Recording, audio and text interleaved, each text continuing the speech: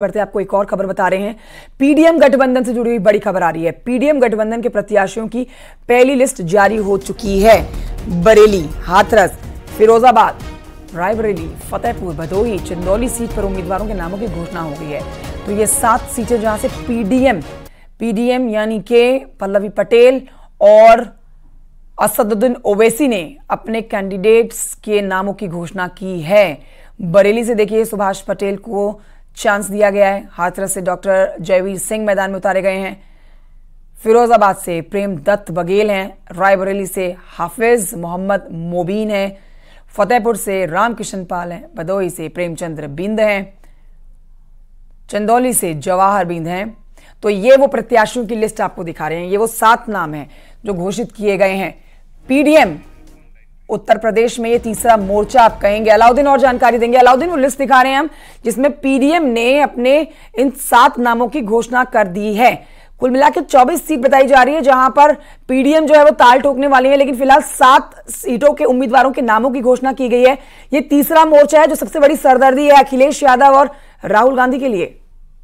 देखिए, बिल्कुल पीडीए के बाद पीडीएम जिसका ऐलान लखनऊ में किया गया था करीब 1 हफ्ते पहले, ओवैसी और अपना दल के की जो राष्ट्रीय महासचिव उन्होंने मिलकर किया था। फिलहाल क्योंकि एक चरण के नामांकन खत्म हो गए थे, तो ऐसे में उन्होंने ताल ठोका दूसरे चरण से।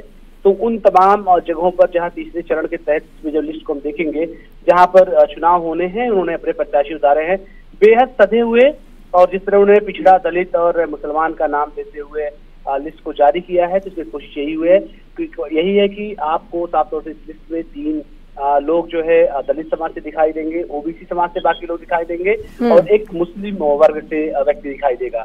तो इस बात में कोई शक नहीं है कि जहां पर एनडीए और पीडीए ऑलरेडी इंडिया गठबंधन जहां पर था, वहीं पर पीडीएम अब आ गया है। और इनकी जो कोशिश है वो दलित, पिछड़े और मुसलमान वोट बैंक को साधने की कोशिश है। तो अब लोकसभा चुनाव ज्यादा इंटरेस्टिंग होने वाला है और ये कहा जा रहा है कि अब से 1 से 2 दिन के बाद इनकी दूसरी लिस्ट भी आने वाली है। और खासतौर से पूर्वांचल के इलाके को भी बहुत साधने की कोशिश और फोकस करने की कोशिश की जा रही है।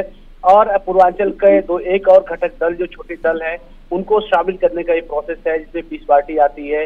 इसमें आजमगढ़ की जो 2 छोटी रीजनल पार्टियां हैं, उनको भी शामिल करने की कोशिश की जा रही है। तो ऐसे में पीडीएम अपना एक दायरा बढ़ाने के साथ साथ आने वाले इलेक्शन में उन तमाम लोगों को भी अपना प्रतिनिधित्व देगा और साथ में नई लिस्ट भी लाएगा। तो बिना शक शुबा 2024 का इलेक्शन बिल्कुल। और जो पहली लिस्ट जो जारी की गई है उसमें हम पिछड़ा, दलित और मुस्लिम की साफ झलक देख सकते हैं। बहुत शुक्रिया आपका अलाउद्दीन जानकारी के लिए।